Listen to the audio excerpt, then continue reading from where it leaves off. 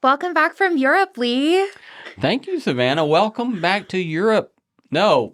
All right. Sorry. Take two. No, this is the take. This is the take. We don't get a second Everything's take? final, baby. Welcome back from Europe, Savannah. I know. The fact that we were both in Europe, but slightly at different times. Yes. Crushing. Yes. But I think we both went to the Cotswolds. Yes. Yeah. Where were you in the Cotswolds? Southwest Cotswolds. Nice. Yeah. Actually, same. Really? Yeah, we were in Kingham. Okay. I thought you were in Oxford, right? We were in Oxford, and then we did day trips to the Cotswolds, to Bath, and to London. Isn't it the most magical place on earth? It's really lovely. Yeah, except for that you got sick. I did get sick right before I came back. Yeah, but alas. Picked up a disease in the Cotswolds. Yes. And you did the big trail. I did the Camino in Spain for 2 weeks and then did Portugal and then did England. Yeah, to be young again. I know, seriously. To be young and carefree and can do that, go away for a month like that. I know, my dad calls it frolicking, and Frolicking. I am a good frolicker. Yeah. I do. I can disappear with no problem. Okay, Lee. So a couple of people, because we started this show and kind of just dropped people into the middle of the story. Yes. As we were sort of dropped into the middle of the story. But a couple of people have asked, how do you know each other? What is the show about? Like, what's the origin story? And what are kind of like the goals of the show? How did we meet? We met because some people on our team said we should meet. Yes, you're exactly right. Yeah. I actually have a how we met that you don't know about, though. Oh, really? We have never met, but we have been in the same room that I just found out about at Savannah Pickens' birthday party. Really? Yes. How about that? It just occurred to me because Sarah, another friend of mine, Sarah, mentioned that because I knew that you guys were related, you and Savannah, and she was like, yeah, Lee was at Sav's birthday party. And I was like, it was always meant to be. So. Well, you must not have been very sociable that night because I don't think we met. I was not sociable that night. No. Yeah. I was in my little corner with my 5 friends outside. Yeah. Were you sociable that night? I don't remember. Okay. Yeah. Yeah. I don't remember either. Yeah. So that's our origin story and all of its drama. Yes. And the way that the show started was that people from the team, Mary Evelyn and Sophie, had this idea of you talking about pop culture. Yes. Yeah. They like to tease me about not having a cell phone. Yes. And so they think that it makes me, let's see, what's the word? What is the word? Dense with regard to what's going on in the world. And so I think that they thought, well, it would be fun to see if Lee wanted to have some conversation about pop culture rather than him being so haughty in his academic white tower. Yeah. And so I think they thought this would be a fun show.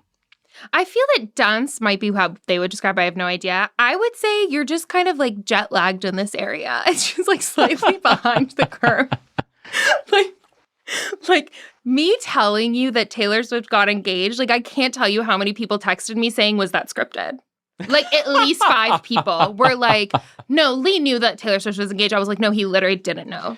I mean, I didn't. You're just a man at peace. I didn't know. And I mean, I'm happy for all that care about that. Then, good. And good for Taylor. I pray God's blessings on her marriage to Travis, and I pray that they'll make vows until death and they'll keep them. Yes. But no, it's not something I spend much time thinking about. Right. No, and I love that. And I think that's what makes the dynamic between us hopefully fun and energizing. But also, I think that sometimes people can just get stuck in the pop culture thing and not think more deeply or consciously about things. And then sometimes people can get stuck in the academic world and just not crawl out. Have a sort of relevance to the rest of the world. Crawl out of their libraries every once in a while. Right. Yeah. Touch grass. Yeah.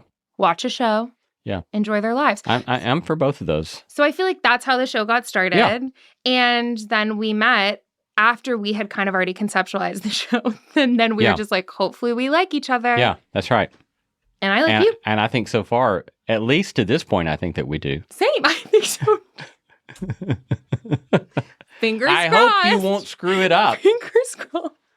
Wow, what a nice little pressure cooker situation we put ourselves in.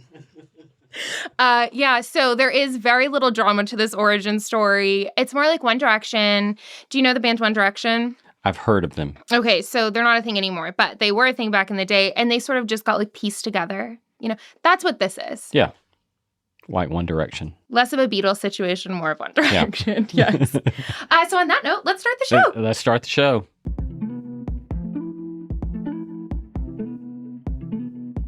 Hey friend, if you didn't know, I started a newsletter a while back that comes out every 2 weeks. I have been delighted to hear from so many of you about positive response to the newsletter.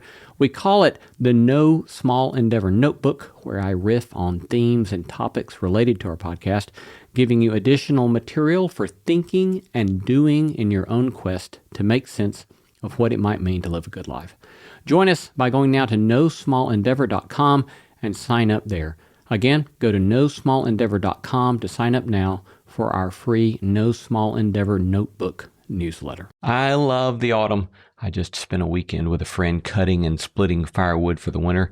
With the days getting shorter, the summer chores fewer, and the fall colors on their way, everything seems to be slowing down. Just delightful. And then in the midst of all those creature comforts are yet another, our new Bowl and Branch signature sheets. Yes, those Bowl and Branch signature sheets are buttery soft, breathable to sleep in, and made with the highest quality 100% organic cotton in durable designs, and come with a 30-night worry-free guarantee. We are indeed having no worries and a great deal of delight with our new Bowl and Branch sheets. So start building your sanctuary of comfort this fall with Bowl and Branch. For a limited time, get 20% off your first set of sheets plus free shipping at bowlandbranch.com/NSE. That's Bowl and Branch, BOLLAND, branch.com/NSE to save 20% and unlock free shipping. Exclusions apply. This episode is brought to you by Progressive Insurance. Do you ever find yourself playing the budgeting game? Well, with the Name Your Price tool from Progressive, you can find options that fit your budget and potentially lower your bills. Try it at Progressive.com.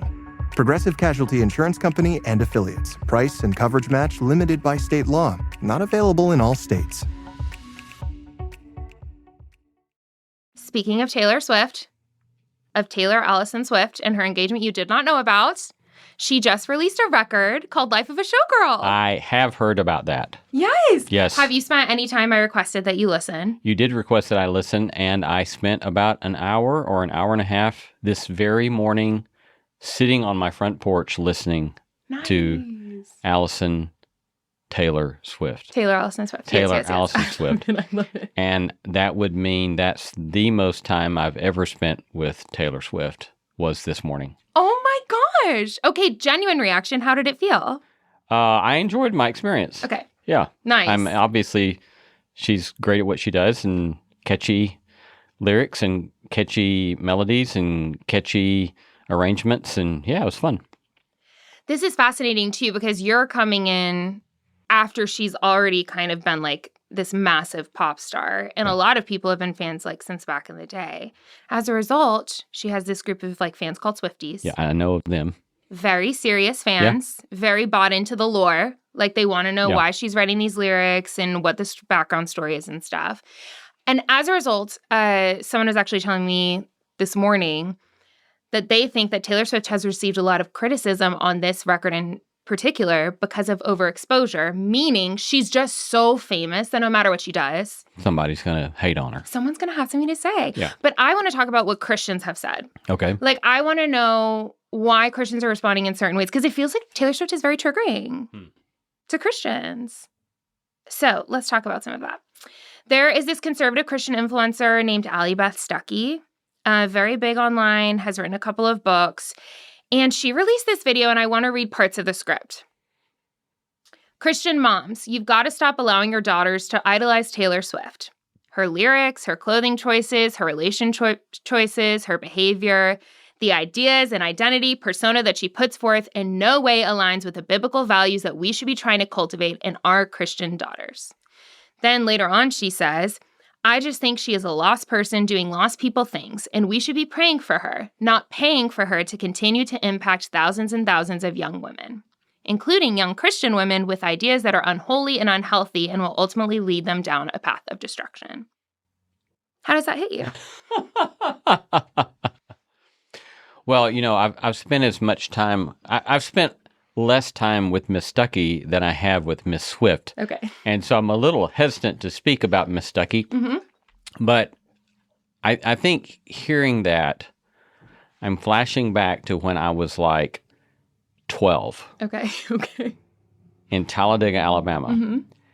And on Saturday mornings, you could drive into the square in Talladega, and there was a street preacher on the corner.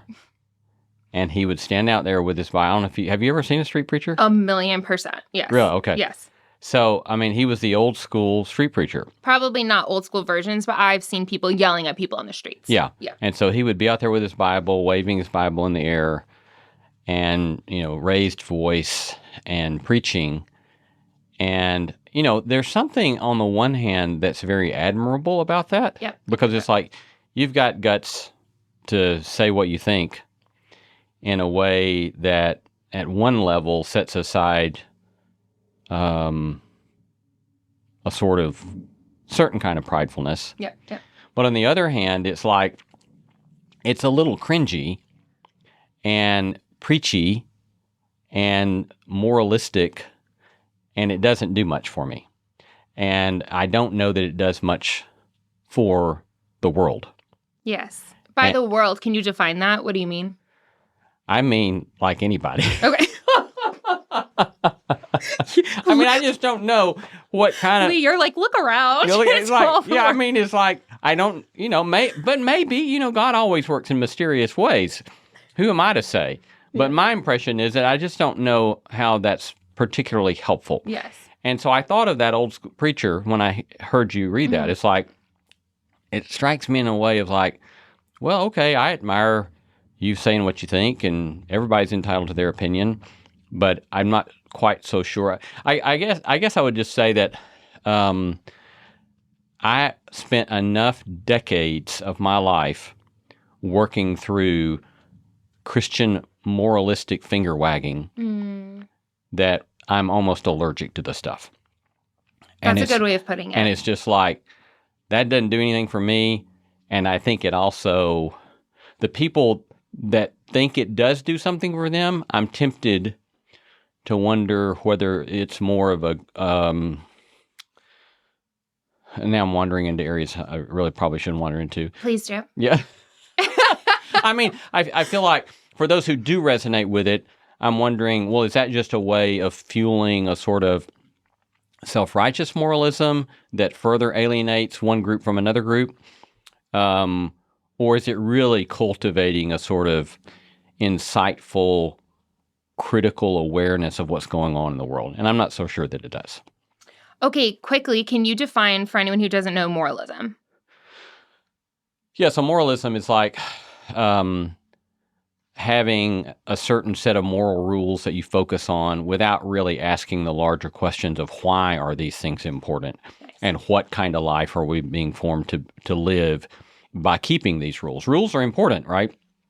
Life is not possible without rules.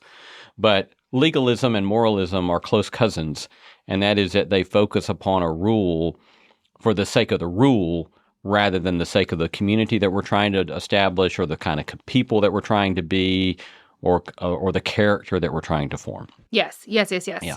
So I love that, and I think that that's important because with Allie Beth's message, I don't even necessarily super disagree. Like with this record too, there's some sexually explicit stuff on there that for a younger girl or something, there might need to be more of an active conversation around it. And it might not be something that they just need to take in as truth when you're that young. So it's not even necessarily that I disagree with that piece of it.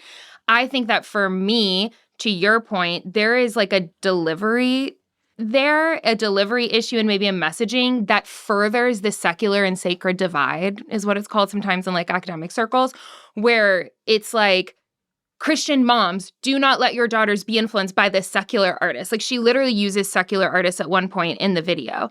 And it's like, what messaging is that? Like, if you step back and say, oh, then what you're saying is that the world is divided between us and them. And if you're a Christian, then you need to not, like, let your child be influenced by this secular person. But ironically, and I won't go into this with her specifically, but with other people, they aren't concerned about secular influences from other places. So there's something specific about Taylor Swift that this is obviously triggering for them. Right, yeah. And it's a very limited set of concerns. Like, as we go on and talk later about the album, there are lots of questions and conversations to be had about a lot of the things that she says in this album, I think, that can be really interesting conversations. But it's like, when people start their moralistic finger wagging, they immediately go to sex. Yeah. But they don't hardly ever talk about things like fame. Yep. Or money. Yes. Or power. Yeah, you're right. But it's just, don't mess around with the sex stuff. Oh my gosh. And it's important not to have a rigorous sexual ethic. Yes. But it's why do you always just focus on that? Yep. There are lots of other conversations to be had. So stop picking on them just for that. Yes. And have more interesting conversations. You're exactly right. Yeah, and I'm happy you called that out.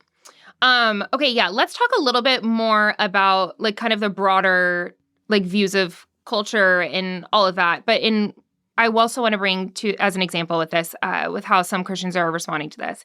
Ann Wilson is this Christian country singer who brought a little girl on stage, like, when Taylor Swift was advertising for this record.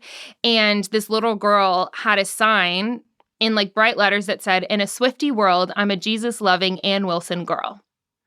And I thought, that is a fascinating data point.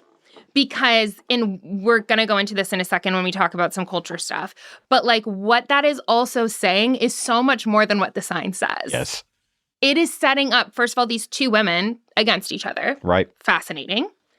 It is also, like, why is it a Swiftie, like, why is it a Swiftie world? It's kind of setting up, like, Taylor Swift to be, like, the secular, heretic, pagan woman over here, and then Ann Wilson to be, like, the pure, clean Christian Jesus thing there. And then the third thing that I noticed, I'm sure you noticed more, but I'm a Jesus-loving Ann Wilson girl, those two being connected. Also fascinating to me. Yeah. So I also wanted to draw attention to that. I don't think that was malicious at all, and I get the message of it, but I think that it also says a lot more that's harmful than what we've realized. Yeah. No, I don't feel like I can add anything to your commentary on that. Yeah, I would just say, why do you have to do that? Why do you have to do it? Yeah. How does that help us? And, like, thousands of parents underneath the comments being like, this is what I want my daughter to be raised like, and this is whatever. And it's also, interestingly enough, and this will be, like, a little bit of a hot take, but Ann Wilson was on tour with Morgan Wallen during that time too. And he has some controversial stuff that is going on that, like, to hitch her wagon to his, that is not as simple or pure as it can seem. Do you know what I mean? Yeah. Mm-hmm. Like, it's not like she's on a worship tour. It's there's some, like, secular sacred divides even being broken down there that people are comfortable with. Yeah. Yeah. Well said. Which is complicated. Yeah. Okay, let's talk about Christ and culture. Let's talk about how Christians interact with culture. Yeah. You're a professor. What do you want to say about it? Well, I want to talk about Richard Niebuhr's work, even though I'm terrified. You guys, I'm going to look to camera for this. Richard Niebuhr. Richard Niebuhr. The brother of Reinhold Niebuhr. Yes. Reinhold is a bit more famous brother. Reinhold is the more famous one. Reinhold, yes. for the academic geeks. Yes, please. Okay, Reinhold was a professor at Union. Yes. In New York City. Mm-hmm. He was called Reiny. He was a beloved Reiny by his students. Ooh. Yeah. He was one of the few theologians that's ever been on the cover of Time magazine, Reinhold. Oh, I actually think I've seen that cover. Yeah. Both German. Yes. And Richard. Well, they're both German because they're brothers. Exactly. Magical how that happens, isn't it? Well, yes, but when you said Union, I didn't want people to think American. Yeah. I wanted to be like German across the board. Yeah. But H. Richard wrote, you guys, this and very H. Richard was at Yale. At Yale. Yeah. Which you are. Wait. No, you are at Notre Dame. Yes. Nice. He wrote this very famous book called Christ and Culture that, I am not lying, almost every seminarian has to read, right? Yeah, I mean, it's probably maybe the best-selling theology book of the 20th century. So influential. And I think, and I can't wait to hear your critique, has a lot of great stuff to say. But while I was writing the episode brief last week, I had this instinct inside me that said, I don't think Lee loves this framework. And I don't even know why. Maybe it's just because I was reading all of your books last month. And so I send Lee an email and I'm like, hey, this is what I'm thinking. How do you feel about Christ and culture? And Lee was like, yeah, I wrote a whole critique to that in seminary or whenever you did it. And I was like, well, I had a feeling that you were not going to be a fan. So explain to me the framework and why you don't like it. Okay. Well, I would summarize the book this way. This extremely famous framework. Yeah. That he asks the question, how does Christ relate to culture? Yes. And he sees culture as this thing out there, this sort of monolithic thing that we can then take Christ, who's apart from culture, and figure out how Christ is going to relate to this thing out there. That's the problem with the book. Okay, so... And it doesn't sound problematic to you, does it? I would like to know why it sounds problematic. So let's ask this. So let's say, for example, it's not uncommon in some Christian subcultures to hear Christians say, Christianity must be countercultural. Yes. And that's a stupid, ignorant thing to say. Oh my gosh, this is the hottest take yet. Okay, why is it a hot take? It doesn't say anything. Because so for example, okay, you want me to be countercultural. Yes. So I'm going to stop speaking English. Okay. And I'm going to stop eating hamburgers and French fries and pizza. How about that? Right. Look at me. I'm countercultural. Okay, yes. Right. So that's not the way culture works. Right. Culture is the water around us. Mm-hmm. Culture is that in which we exist and move and live and breathe. And so the question of how does Christ relate to culture, as if culture is something out there, sets us up with this false set of presumptions. So what he does in the book is he has this typology where he says, on one end, you have those who withdraw from culture, right? The Mennonites, for example. Christ against culture is what he calls that. And then on the other hand, you have those Christ of culture, the mainline Protestant liberals, who are all friendly with culture, according to Niebuhr. And then in the middle, you have people like Aquinas, who Christ transforming culture, right? And then a couple other subtypes. But that's the continuum. Mm-hmm. And it's like, well, wait a second. Why is it that the Mennonites deciding they won't wage war, why does that make them against culture? That they're against one piece of culture, namely the violence. They're not against culture. Yeah. They've done all sorts of amazing things for human culture. Okay. Protestant liberals, because they, because they say we should take seriously the findings of science and social sciences and all that kind of stuff. Does that make them somehow not care about Christ? Or to submit Christ to any whim of culture? Well, no. And so, in other words, what we have to do is have a lot more specific, nuanced questions about any particular given. And so, Christians, in my mind, depending upon the question, there are certain things that we're going to reject. I mean, like, for example, we have the horrific practice of human trafficking. Mm-hmm, mm-hmm. Well, I would say, we ought to withdraw from that and be absolutely opposed to it. Mm-hmm. We have, on the other end, the beauty of good music and poetry and drama and the arts, and much of which is life-giving and beautiful. Well, we ought to be all into that and celebrate all of that. We ought to be for culture, right? Mm-hmm. There are other things that could be helpful, but if they're not done well, could be destructive. And with those things, we ought to seek to transform them so that they're redemptive. Mm. And so it all depends upon the specific cultural artifact we're talking about, rather than culture as such. It has been so delightful to see more and more listeners like you sign up for NSC Plus. Our growing community is made up of intelligent and thoughtful people looking for a holistic approach to human flourishing. Signing up for NSC Plus is also a way to support the show and the work we're doing, and in fact, we depend upon that kind of support. But in addition to supporting the show, you'll get exclusive access to bonus content, and the No Small Endeavor you've come to love will be completely ad-free. In fact, you won't even hear ads like this one. So go to nosmallendeavor.com and click Join NSC Plus to become a member of our community today. Join for as little as $5 a month. Again, go to nosmallendeavor.com, click on that red button that says Join NSC Plus to become a member today. Adobe Acrobat Studio, so brand new. Show me all the things PDFs can do. Do your work with ease and speed. PDF Spaces is all you need. Do hours of research in an instant with key insights from an AI assistant. Pick a template with a click. Now your prezzo looks super slick. Close that deal? Yeah, you won. Do that, doing that, did that, done. Now you can do that with Acrobat. Now you can do that with the all-new Acrobat. It's time to do your best work with the all-new Adobe Acrobat Studio. Okay, so for you, first of all, for anyone listening who hasn't maybe gotten like undergrad, master's, or above in religious studies, this is a very hot take, I would say. Would you agree? It is a minority take. It is a minority take, which we love. Okay, so I just want to name that. Second part is, would you say, and I actually really agree, because when I went back and refreshed on his work, even using the word culture now doesn't feel as relevant because people are recognizing we have cultures. So like there are different cultures. So whereas he treats it as more of like a monolithic, anything that any human does for him was culture. Right. I think now that just wouldn't fly with what we know and how we kind of like experience and talk about culture. So I agree with that too. Okay. But with your thing, if he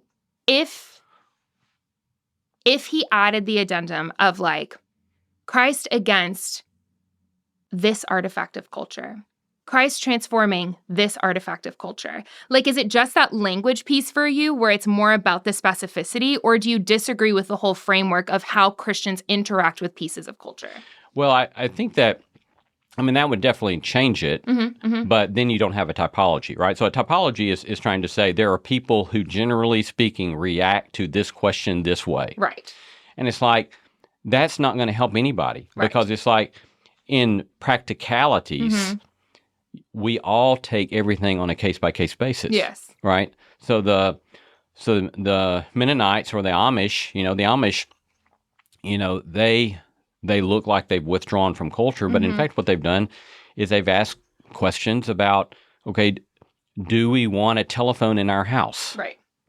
And how will that change the kind of family that we are if we have a telephone in our house? And so they say, well, we're not so sure that we want to be a family that is shaped in our house by having that telephone in our house. So we'll stick it on the telephone pole outside our yard. Well, so that's a really interesting, they may be right, they may be wrong, but they're not saying we're against the world, we're against culture, we're against technology. They're just saying we don't want it in our house because we don't know that it's going to make us a better human being or better family, right? And so it's always specificity.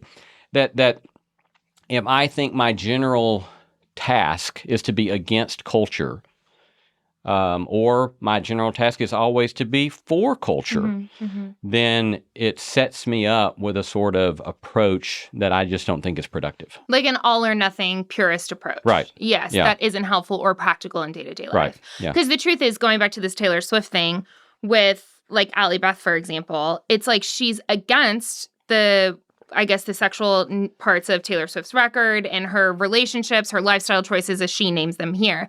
But then, like, which would be considered Christ against culture, right? Like, if we were going to put it in Niebuhr's framework, that would be like Christ against culture. I am against this thing. Yeah. But then in other pieces, to your point, Allie Beth is a business owner, a podcaster. She's a woman who's teaching people about, like, theology and religion and all of that stuff, which is Christ of culture in a lot of ways. Because, like, well, she would never describe herself as a feminist. There are aspects in which she operates as one. Yeah. And so there are ways, like, everyone is acting paradoxically all the time. Yeah. Like, where there are different things going on at the same time. Or so you could say, well, she's critiquing, the wood track on there, that might be problematic.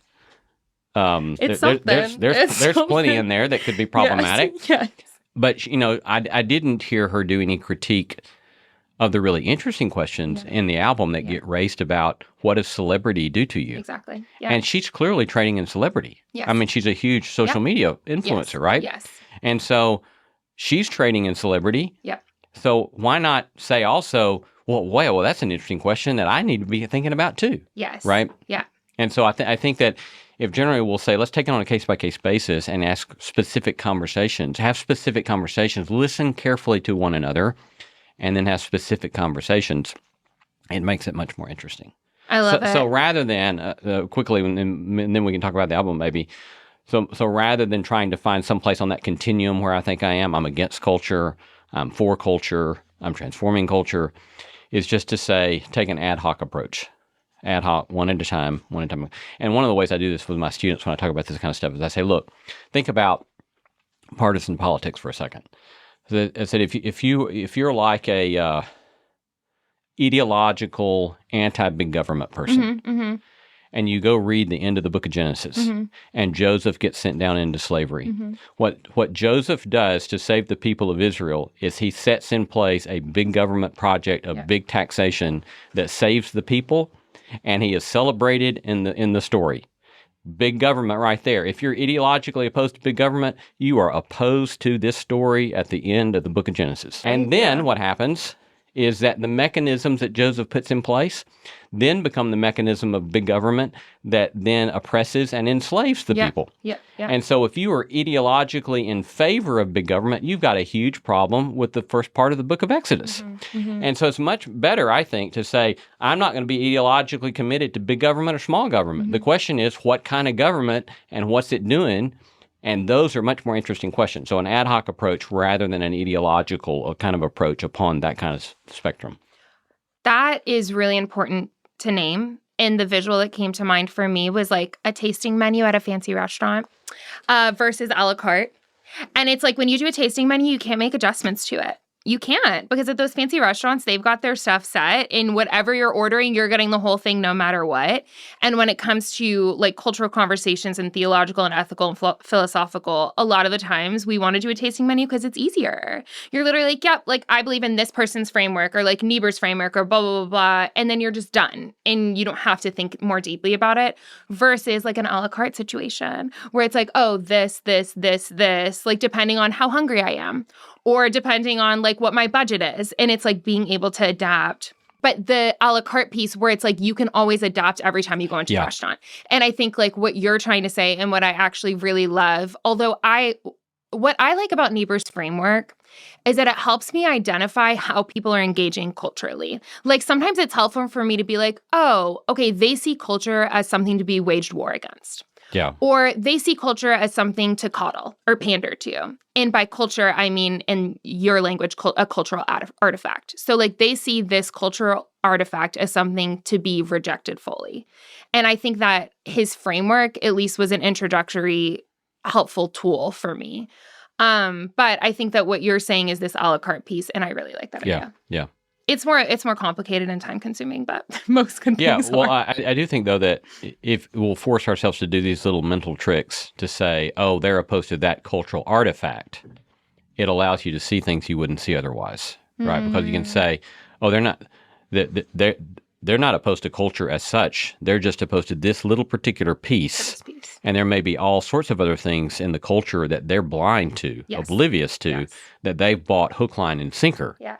But they're just obsessed about that piece, and they're making sure they're opposed to that piece. Yes. Without the awareness that all this other stuff is out here. Yeah, you're exactly right. And I think seeing different Christians' responses to Taylor Swift has helped me see more clearly. Like, oh, some people, this brings up a lot for them. Yeah. That they either really want to pander to and coddle, like, be like, yes, I'm bought in all the way, or really want to be against, but just specific parts of it, which is always fascinating. Yeah, I haven't heard anyone criticize Taylor Swift for celebrity or greed or anything. Like, it's all been about the sex piece for this record.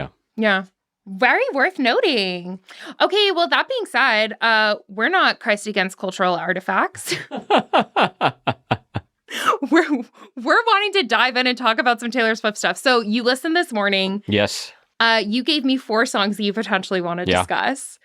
Starting with Life of a Showgirl. Yeah. The song, which is the last track on the record with Sabrina Carpenter. So I say, thank you for the lovely bouquet. I'm married to the hustle and now I know the life of a showgirl, babe. And I'll never know another. Talk to me about what stood out to you. Well, how would you describe the song?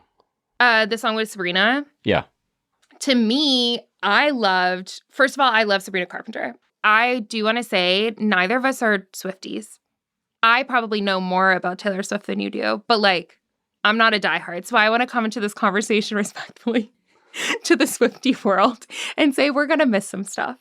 And I'm going to say it's your fault that we're having this conversation. Why is it? And so if I inadvertently step on the Swifties' feet, it's your fault for erasing. Bringing me into the room. Lee, listen, here's the thing. I was doing research for this episode and I posted on my stories, on my Instagram stories, a couple of questions for Swifties. Because I was really curious why this record got so much criticism compared to her previous ones. And I just gave some theories. Like, I wasn't saying that I was a perpetuator of those theories. Like, I just wanted to know, like, are these theories correct? And I have never gotten so many DMs in my life, like hundreds of DMs. Of just people very passionate about this woman. Huh. And I think that made me want to shy back and not talk about it at all. I was like, please don't get mad at me. I'm not criticizing her. I'm just curious. I thought it was really fascinating, the last song. It's obviously all of the whole record is speaking to the cost of fame and celebrity, in my opinion. But I really like the I'm immortal now. Did you catch that lyric at the end? So, but the trajectory of the song is that she's first idolizing someone who's a star, right? Yes. Mm-hmm. And then she begins, and then she's warned about the cost of this trajectory and vocation, and then she's finally transformed into the very thing that she once admired. Yes. But with her eyes kind of wide open, saying, "Yeah, I paid a lot for this, and I sacrificed a lot to this, and now I'm somewhat immortal." In having this. Immortal, but also dead inside. Yeah. Yes. Right. Yeah. Like immortal at a cost. Immortal at a cost. But then the boppiness of the song kind of plays with like it's still all a show, like it's show business. Right. Well, and I think what's so interesting about the song, you know, as someone who's done some shows, you know, obviously nothing like a Taylor Swift show, but at Wembley. But yeah, right. But, you know, I've known what it's like to stand in front of a couple of thousand people and put on a really good show and you know, with a great applause and standing ovation at the end. And there's something that happens at the end of a show when everybody is at the height of emotional peak and everybody's happy and you're thanking the band. That is one of the most poignant moments in a show. That is like deeply moving because it's like you're all together and this was amazing and it's a wonderful moment. And if you listen to Life of a Showgirl, that track at the very song, Sabrina Carpenter is thanking Taylor Swift and thanking the band. Yes. And everybody's going on. And it's like the irony of that is amazing because it's like they've just sung about the immense costs of this. So there's an implicit critique of what they themselves are doing. Yeah. But there's nonetheless the glamour of it that is, I think, for me, is ensconced in that closing moment at the end of a show. Yeah. And so it's just fascinating. And so it's like they don't give us any answers. But at a minimum, what they do is that they open up in this I think it's a very vulnerable song. It is, yeah. And it's admirable because it's so vulnerable because they're saying this stuff can take a lot from you, and it costs a lot. But we're in it, and we're having a good time with it, too. But we're in it, yes. Yeah. And that is how the whole song ends, with them being like, that's our show, we love you so much, good night. When they say, give it up for the band and the dancers and Sabrina, I love you, Taylor. Like, I love that you pulled that into, like, the broader piece. Okay, so for you, why do you feel like it's so moving when you're at the height of it to then give gratitude to the band? Is it for you like a humanness piece? Well, I mean, I remember, so we started doing live shows in like 2008. And I remember after the first couple of shows, either it hitting me finally. I was never an athlete growing up, and I never knew what it was like to be part of a team sport, but I always kind of envied from afar, wondering what it would be like to be a team that did something amazing together. And then I realized that's what this is like. It's this amazing moment in which the whole is more than the sum of the parts, and together you're able to do something beautiful.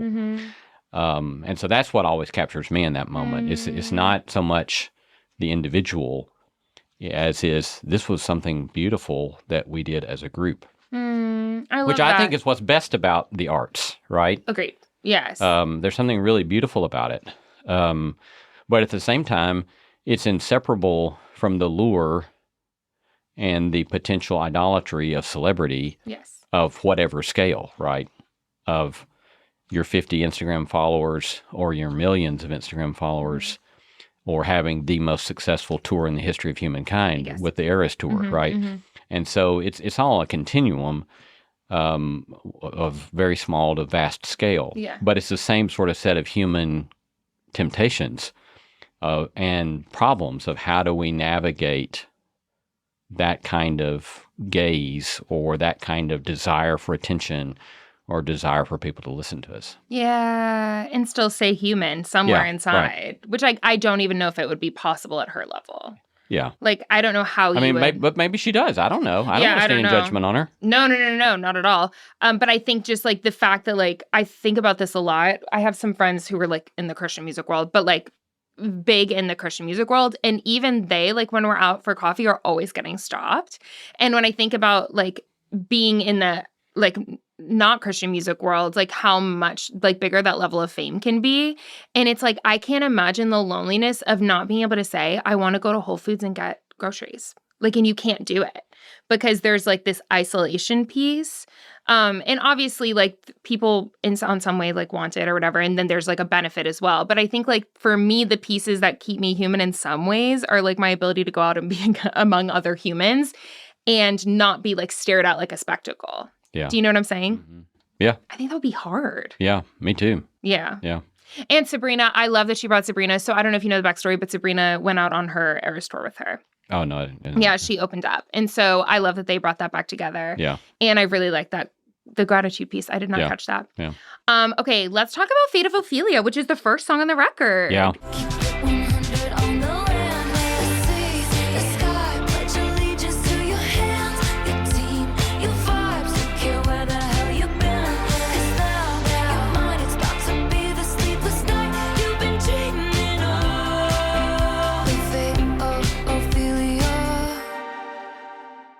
I mean, so I had to go back and remind myself about the Shakespeare stuff. Yeah, but Ophelia, who goes mad with love because of Hamlet, he ends up accidentally killing her father, and then she drowns. And then so it's a nasty, bad romance story, romantic love story. And so she's at least trying in her song, in Taylor Swift's song, she's trying at one level to kind of redeem the story of saying, oh, we don't have to go there, but that there's the redemption of Ophelia's fate, right? But it seems to me that, again, it's a sort of, there's some sort of questioning about that, but in my mind, it still leaves a high level of the myth of romance as a framework is still very much operable in the song. I was curious, how you would feel about that. Because this is a little like, this is not going to be great language for it, but like damsel in distress a little bit, where like she gets rescued or whatever by a man, which is so fascinating. Yeah. It's just so fascinating to think about because this woman kind of has it all in terms of like power and money and career, etc. And then still in this song, at least she's setting herself up to be rescued by this man. Yeah. Yeah, I mean, it's like if love comes down to somebody else rescuing me, then, I mean, again, there's a place at which I also don't want to fall prey to a sort of individualistic, pull yourself up by your own kind of bootstraps, right? Because we are all living community, and there is a way in which none of us are going to live and thrive apart from the love of other human beings around us. 1,000,000%. Right? Yes. But when that gets reduced, maybe might be the right word, when it gets reduced to the romantic damsel in distress needing the hero to sweep in and save her, that in my mind seems to be problematic. Problematic. Yeah. Yes. Great language. Yes. You were so proud of yourself. Problematic. Yeah. I think that would be something that I don't know, like when I think about Allie Beth's thing, like if I were raising kids listening to this, I think that would be more of a conversation I would want to have. Yeah. It's like, hey, what messaging are you getting from this song? Like, Yeah. what do you notice? Right. And to be able to say like, oh, interesting. Like, yeah, it's great to want to be in love. Like, it's great to want someone to spend your life with. And also that's like a broader thing. Like you need a community of people. Yeah. And this messaging kind of it rubs against that. Right. And when that sets the framework for how you think about love, Yes. then it sets you up for deep disappointment. Because like going back to the wood track, Yeah. there's that one line where it says, it's you and me forever dancing in the dark. Mm-hmm. And look, I think I can say this pretty Mm-hmm. confidently to Miss Swift and Mr. Kelsey, you freaking will not be forever dancing together in the dark. Give it 6 months and you're going to find out there are going to be moments you're really ticked off with each other. Yeah. And so it's like, that's what love is. Yeah. Is not the romantic stuff. Sure, my wife and I just went to Europe because we were celebrating 35 years of marriage. Yes, absolutely. Do that stuff. Yeah. Cultivate that stuff, right? Yes. But that's not what it's all about. Yes. It is instead about this long-term commitment to love each other. Yes. In concrete, tangible ways, and to keep pushing through and trying to become better and better friends and better partners in life. Yes. Rather than thinking it's all about this romantic feeling kind of stuff. Yeah. And I think there's a place for that phase. Like, it's beautiful and fun and all of that. But yeah, like when the rubber hits the road, like you kind of just have to make the choice. Yeah. You know what I'm saying? Right. Like Sharon McMahon. Oh yeah, who's doing the No Small Endeavor event? Go get your tickets if Go you get your haven't tickets yet. now. That's right. But Sharon McMahon had this fascinating comment when someone was saying, like, it's hard to love people when you don't like them or blah, blah, blah. And Sharon said something to the effect of, like, love doesn't require emotion. Like, you can just, like, choose to act out of love. Right. Or love doesn't always require emotion. And that's what this reminds me of, is, like, the emotion part is so fun and magical. And I think that's what a lot of this is coming from. And, like, this isn't all there is. Right. Yes. Yeah. I don't know. Worth considering, Allie Beth. Yep. No, I'm just kidding. Okay, since we're already in trouble with her, might as well just live our best lives. Okay, Allie Beth, that was Savannah, not It Lee. was me. It was me. Right. Okay, Elizabeth Taylor. Hey, what could you possibly get for the girl who has everything and nothing all at once? Babe, I would trade the Cartier for someone to trust. Elizabeth Taylor, yes. What about that one? What'd you The think? biggest bop in my mind. Yeah. Like sonically, and it's just so catchy with the hook. Yeah. So I did some research on this, and Taylor basically talked about how she sees Elizabeth Taylor as an icon, like in her mind and a career she wants to follow. And something that she said she admired about Elizabeth Taylor is the more flack that she took, because I think Elizabeth Taylor got married like a bunch of times and was kind of seen as like a seductress, Jezebel, whatever. And Taylor Swift said the more pressure she got from the outside world, the more daring choices she made. And I think that that's what Taylor Swift sees in Elizabeth Taylor that she's like pulling on from this song. I don't know if you got that or not, but.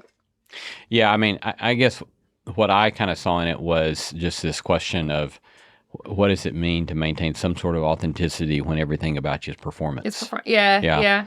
And again, that's a huge question for everybody in the kind of social media influencer space, right? Is that, I forget the numbers, but so people should Google this and do your own research before you quote me. But increasingly, college freshmen, for example, see doing things like being a social media influencer as the goal of their lives. Yeah.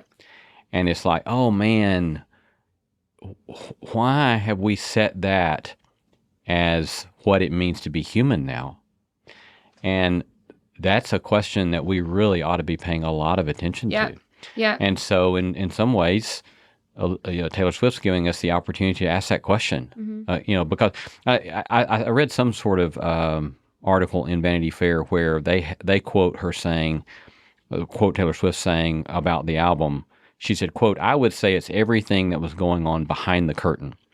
And I was like, that's a really interesting premise for an album, right? Where you're at least willing, by saying that as the premise of your album, you're willing to say, okay, look, it's not all about what's happening on the stage. Yeah. There's all sorts of other stuff going on back here. Yeah. And so we're just going to give you a glimpse into some of that. An ecosystem, And, and it's like, that's a very honorable sort of thing to do. I think and so, a too. vulnerable sort of thing to do. Yeah. And whether you like the person's answers to those questions or not, it's honorable to ask the questions, right? Mm-hmm. And which a lot of people don't. Mm-hmm. And so I think in this Elizabeth Taylor song, she's saying, look, this is a hard question about how do you maintain some sort of authenticity as a human being when all of your life is performance. Yeah. And I wonder if that is why, too, she relates to Elizabeth Taylor. Like, because Elizabeth Taylor was huge. Yeah. Like, so massive.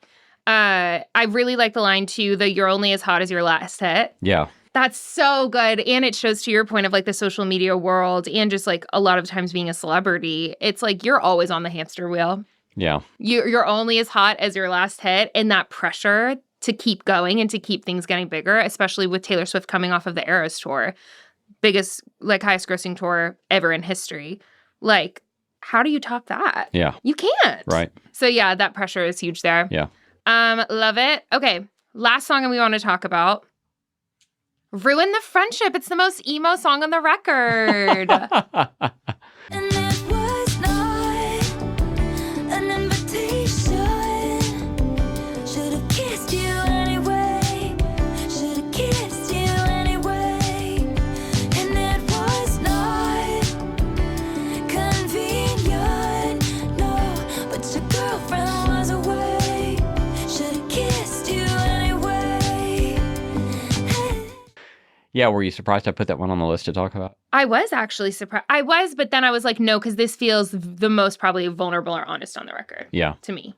So as I understand it, the song is about a friend she had in high school, maybe? Mm-hmm. In high school. That she had some sort of love for or attraction for, and they just stayed friends, and they never crossed into the kiss or She whatever. lost touch.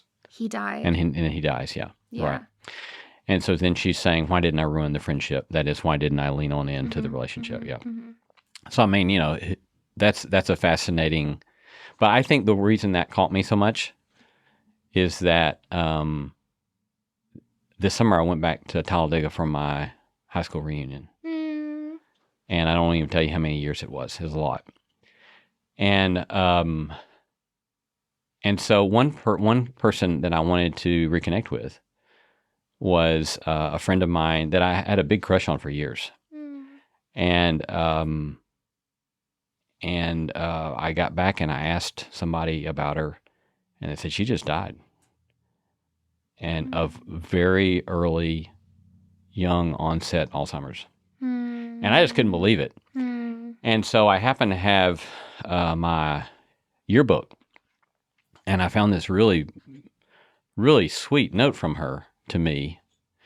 And it was like she was inviting me in that note to be better friends. Mm. And I don't know what she meant by that, but it was like I was too afraid or emotionally to ever kind of see what it would be like to be closer friends with her, or even to be, to explore the romantic with her. Mm-hmm. Yeah, that's a really interesting premise of it raises the question about social cowardice. Yeah. About the unwillingness to be risky. Yeah. And to see what might happen in a relationship. So, Yeah. I mean, that, who doesn't find that interesting? My gosh, the vulnerability piece is so big, and how sometimes, like, you don't know what you've missed out on by not being vulnerable. And sometimes it's easier to see in hindsight, like for you looking back at the yearbook, being like, oh, that was a bid for connection. Yeah. Like she was bidding for connection, Right. But like your own whatever, like maybe it was youth or fear or resistance, like disallowed you from seeing that. Yeah. And I think for me, what this was, it brought up for me was like, how many risks have I been afraid to take? Because I didn't want to be vulnerable. Right. Not just relational, but with anything. Yeah. And I think that's such a beautiful thing to write about. Yeah. And I thought she did it really, really Yeah. well. Yeah, I did too. I'll also add this, though. is that, again, and again, I'll say this, that I think any good song, what it ought to set up for us is a conversation rather than the moralistic finger wagging, right? Yeah. And so one of the questions in the conversation that gets raised by this is that somebody could also come back and say, there's also a great deal of character and moral formation found in having the prudence to not ruin the friendship and just to say, no, I just think I'm going to honor friendship. Wow. And I'm not going to push on through, because it's not clear that I should ruin the friendship, right? Yeah. And that prudence would teach me to just be grateful for what I got. Yeah. Yeah. And but what I'm thinking about that is that, if you had that kind of conversation with a kid and say, let's talk about this song. Where are you being a coward? Yeah. Or where are you being prudent? Yeah. Wow, what an incredible opportunity for having morally formative conversation with your kid. Yes. Is there anything that you're wanting to talk about with like us or with your friends or whatever that you don't know how to tackle yet? Yeah. Like, how can I help you have the courage for that? Yeah. Yeah, there's like a lot of beautiful conversations that can come from that. Oh, that's so good. Well, I love that we went late for Taylor Swift. Yes. Classic move from us. Hope we won some points with the Swifties. We won some points, Swifties. We hope we did you like that. We just did not dishonor your people, that we tried hard to take it seriously. I would be very interested in hearing from some Swifties about what we obviously overlooked. Yes. Or what they think we may have well considered. Because there's a lot of lore underneath these songs that I know that we've missed. Yeah. Would love to I'm hear. Sure, yes. But I would love to hear what your favorite Taylor Swift song, it doesn't even have to be on this record, although I know this is the most time you've spent, so it might be on this record. I can't name another Taylor Swift song. Okay, great. So just which one is the one you... So I think I'm going to go with Ruin the Friendship. It's very catchy. Lee. Yeah. I'm going to send you a list of Taylor's most vulnerable songs. Yeah. And just send them your way. Okay, I'll listen to them. Because I think that you might like some of her more like emotional, reflective ones. Yeah. Which early in her career, they were everywhere. Okay. She has this song, my favorite is called Long Live, from back in the day. Like, I was in high school when it came out. And it's basically talking to her band, being like, take this moment, and even if it doesn't go further than this, like, tell your grandkids about this. Like, tell your grandkids about this moment when everyone was going wild.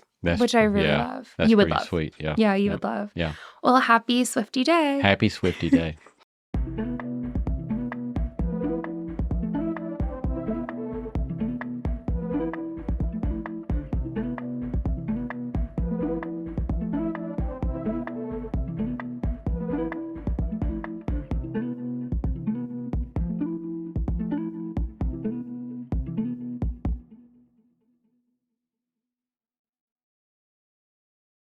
If you love No Small Endeavor, I suspect you will not want to miss joining us in Nashville for our Thanksgiving variety show on November 23.